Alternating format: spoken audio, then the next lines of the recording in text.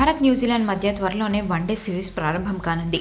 అయితే ఈ సిరీస్ కోసం ప్లేయర్ను సెలెక్ట్ చేయడం బీసీసీఐకు పెద్ద సవాల్గా మారింది. దాంతో ఈ సిరీస్ కోసం బీసీసీఐ ఏ ప్లేయర్స్ వైపు మొగ్గు చూపుతుందో అన్న ఆసక్తి అందరిలోనూ నెలకొంది.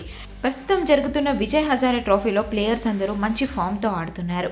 బ్యాటింగ్, బౌలింగ్తో ఎవరి టీం తరపున వాళ్ళు సత్తా చాటుతున్నారు. అలా టీం సెలెక్షన్పై బీసీసీఐ చిక్కుల్లో పడింది. అయితే విజయ్ హజారే ట్రోఫీలో ఫెయిల్ అవుతున్న wicket keeper cum batsmen Rishabh పంత్ను న్యూజిలాండ్ సిరీస్కు సెలెక్ట్ చేసే ఆలోచనలో లేదట బీసీసీఐ. అలాగే పేసర్ మొహమ్మద్ సిరాజ్ టీంలో రీ-ఎంట్రీ ఇవ్వనున్నట్లుగా తెలుస్తోంది.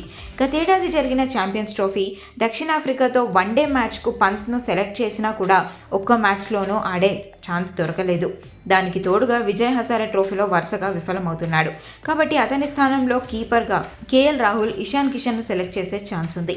అలాగే బ్యాటింగ్ ఆర్డర్లో దేవదత్ పడికల్కు అవకాశం ఇవ్వనున్నట్లుగా తెలుస్తోంది. శుభ్మన్ గిల్, రోహిత్, కోహ్లీ, యశస్వి జైస్వాల్ అందుబాటులో ఉండడంతో టాప్ ఆర్డర్ ఫుల్గా కనిపిస్తోంది. దాంతో రుతురాజ్ గైక్వాడ్ను కూడా జట్టులోకి తీసుకోవడం కష్టంగానే మారింది.